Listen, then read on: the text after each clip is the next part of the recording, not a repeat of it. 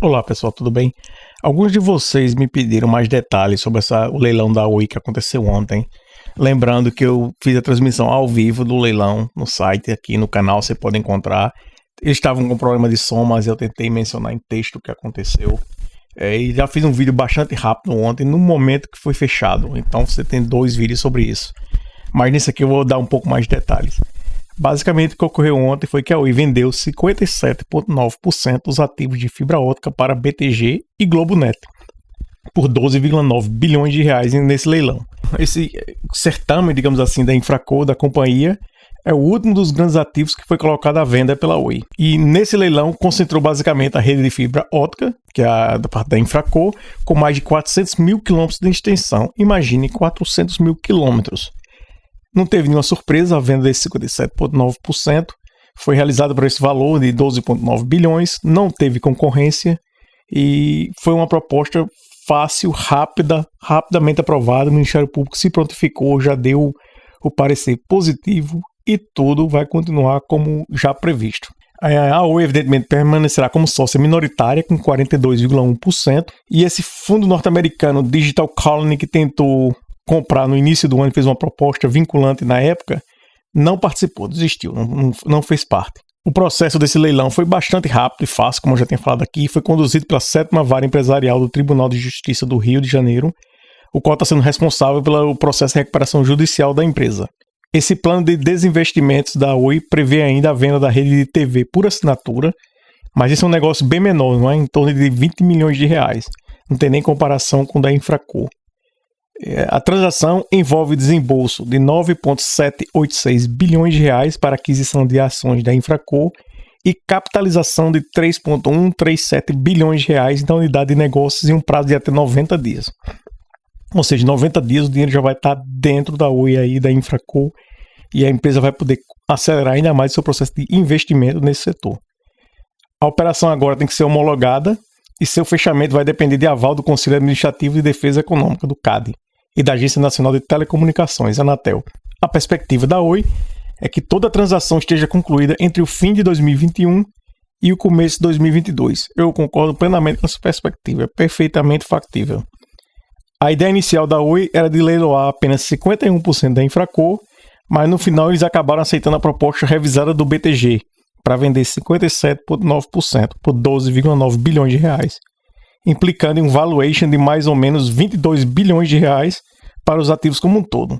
De acordo com o que já foi mencionado por aí, o conselho da Infraco vai ter 10 membros, sendo que 6 deles vão ser do BTG e 4 da Oi. A presidência do colegiado está previsto o sócio e líder do negócios digitais do BTG, que é o Amos Ganesh, que é um executivo com bastante experiência em telecomunicações, ou seja, uma parte bastante positiva. E ele fundou também a provedora de banda larga, aquela GVT, que há algum tempo atrás foi comprada pela Vivo, onde ele se tornou o CEO. Outro assento do conselho ficará Renato Mazzola, sócio do BTG, responsável pela área de capital privado. E agora vão ser definidos os nomes para compor a direção da Infraco. Segundo algumas fontes aí, já se fala que o presidente executivo será um profissional de mercado com experiência no segmento de telecomunicações. A Infraco, conforme vocês já sabem, é a unidade de negócios criada para concentrar a operação e expansão da fibra ótica da Oi.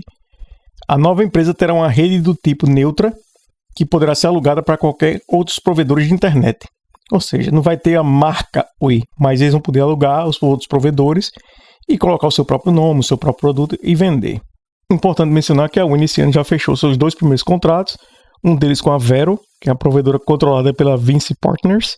A Oi também vai continuar oferecendo banda larga aos consumidores finais, claro, mas na condição de locatária das redes da Infraco. O processo de separação dessa unidade de negócio do resto da Oi começou no primeiro trimestre, recebendo os primeiros ativos, sistemas e equipes para funcionar de modo independente.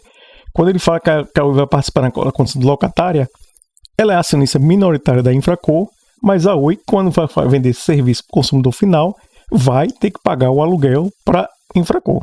A cobertura de banda larga por fibra ótica da Infraco está disponível para 10,5 milhões de casas, dos quais 2,5 milhões já ingressaram na base de assinantes. A meta para a cobertura é atingir até 15 milhões de casas no fim de 2021 e 32 milhões no fim de 2025, o que exigirá investimentos de 20 bilhões de reais no período. Daí a necessidade de atrair um parceiro para dividir o desembolso. Imagine, 32 milhões de pessoas no fim de 2025. Muito mais do que 10% da população brasileira, não é? Lembrando o seguinte, que essa aprovação do leilão já foi precificado. Então, se você vê, o preço da ação não mudou tanto. Até caiu um pouco, né? Que é o que normalmente acontece nesse tipo de leilão. O que vale lembrar é o seguinte, que quando foi fechado o leilão, no dia de ontem, a ação da OIBR3 fechou com queda de 0,63%, cotada a R$ 1,57, enquanto que os papéis da OIBR4 tiveram baixa de 2,16%, cotada a R$ 2,26, ou seja, nada mais do que o esperado. E lembrando que a conclusão da venda dos ativos deve marcar o fim da recuperação judicial da Oi, tornando, em um primeiro momento, uma empresa com patamares saudáveis de endividamento. Isso aqui é o que está sendo mencionado por vários analistas e eu concordo plenamente com eles. Outro ponto importante aqui é a expectativa da Oi ao finalizar a venda de seus ativos é usar os recursos para focar no crescimento da empresa em banda larga fixa e encerrar o processo de recuperação judicial em dezembro.